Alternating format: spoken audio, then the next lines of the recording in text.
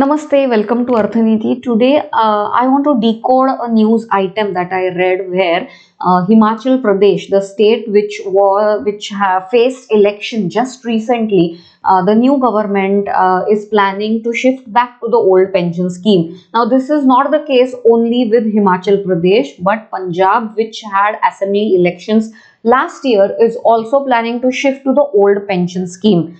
Rajasthan and Chhattisgarh, have already made a decision that they would implement the old pension scheme in their states. Now, this piece of news was particularly disturbing. Why am I saying this? Well, when you shift back to the old pension scheme, yes, effectively you need to get that kind of money. You need to raise those kind of funds wherein you will be able to give fixed sum of pension to the pensioners every month.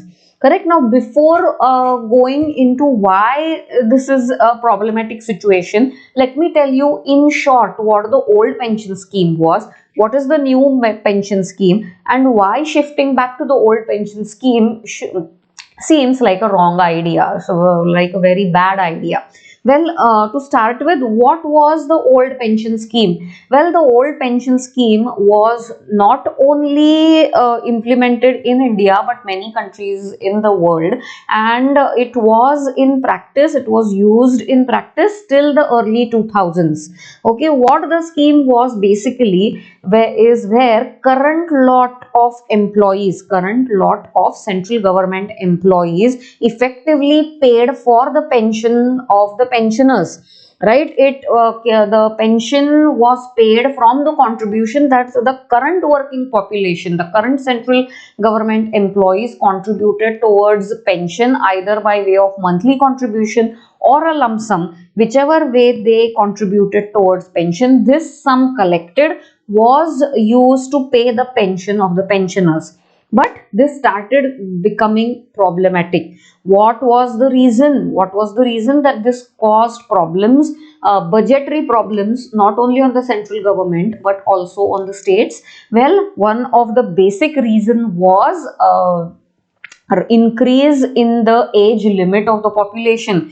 Aging population was one of the problems that pension had to be paid for a very long period of time. Yes, now it's good that the mortality rates were reduced because of significant developments, say in the medical field, and the lifestyle of the people, the early detection of diseases, so on and so forth.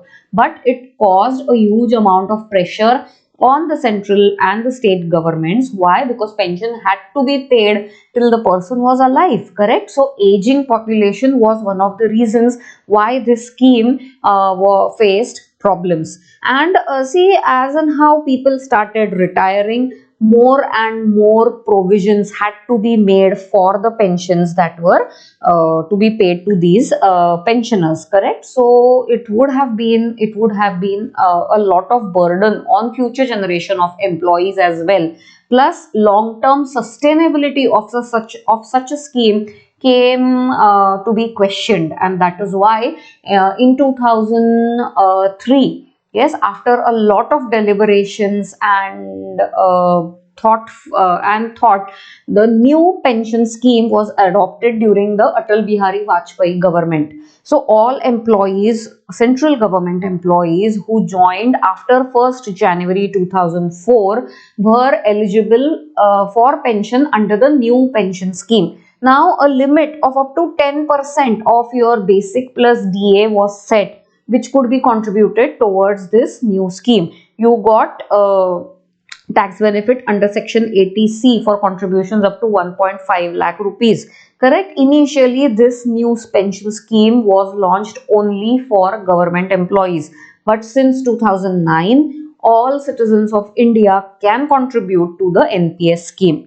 Correct? Now, under this scheme, what happens is a corpus is created, which is managed by various fund houses, and basically the money is allowed to grow. So over your working life, whatever you contributed towards your pension would be invested in places of your choice, which would either be equity centric or debt centric, like depending on your risk taking capacities, and you would get your corpus would grow, so that when you attain the age of retirement, you had that significant corpus which you had collected over a period of time as your pension fund.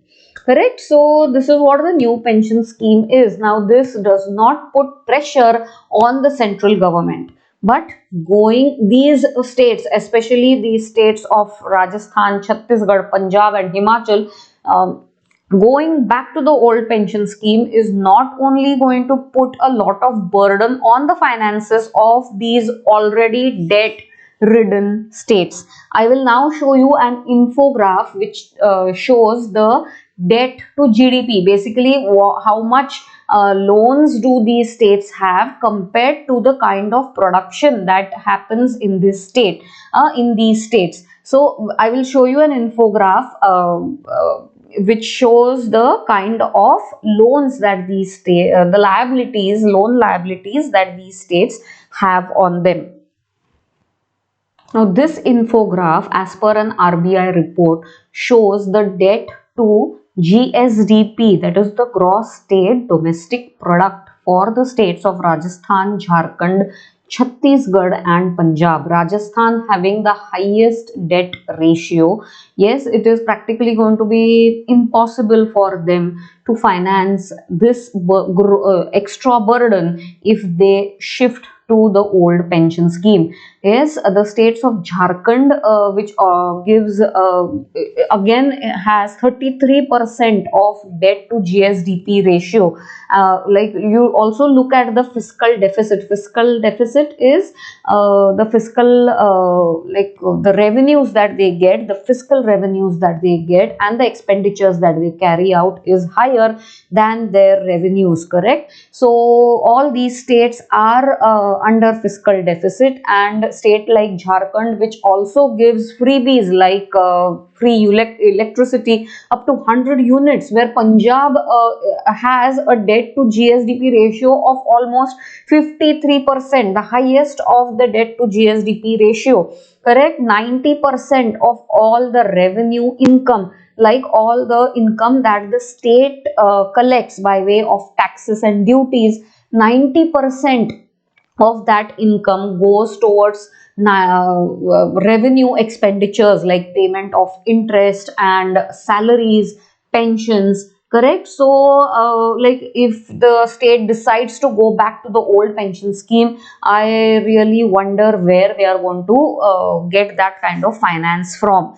Correct. So see, Punjab, along with shifting to the old pension scheme, also has certain freebies like 300 units of electricity free, and it's already causing a lot of burden on the state finances. Well, promising, it is said that along with these states, Himachal Pradesh, yes, which where the elections recently happened, the election was basically won on the promise of going back to the old pension scheme. Well, giving it as an election promise is one thing, but practically thinking whether that promise will be able, like the government will be able to fulfill that promise, is another thing. Correct. People should not get wooed by the promises made during election rallies, and seriously think about whether in the long term such a scheme would be sustainable. And political parties on their behalf also, I think, need to think with figures in front of them, and then decide how they are going to fulfill the election promises that they have made. Well, this news was quite disturbing, and like it would bring a lot of pressure on the finances of the state, where infrastructural development should be the focus rather than short term focus of pensions and undertaking revenue expenses, correct? Because if there is infrastructure development, it would attract more investments, thus creating more jobs, and well, people can it will aid in the earning capacity of the people in the state, right? So rather than giving them freebies and shifting to old schemes which are no more financially viable, the focus of these states should rather be on undertaking capital expenditure rather than putting pressure on the state finances by undertaking revenue expenditure. Well, this is my view about this piece of news that I read, and I would really like to see what you think about this, and comment below the video with your views on the topic, and let it be a healthy discussion, correct? So until next time, be safe. Thank you. Subscribe to my channel, and thank you.